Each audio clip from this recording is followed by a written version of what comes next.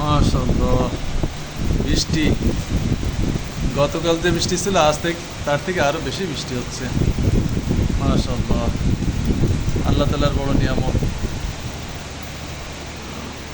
আল্লাহ তাআলা গরমের নিয়ামতকে, গরমকে আল্লাহ তাআলা বৃষ্টির দ্বারা পরিবর্তন করে ঠান্ডা করে দিচ্ছেন। আল্লাহই সব কিছু করেন। আল্লাহর হুকুম ছাড়া এক ফোঁটা বৃষ্টিও পড়ে না।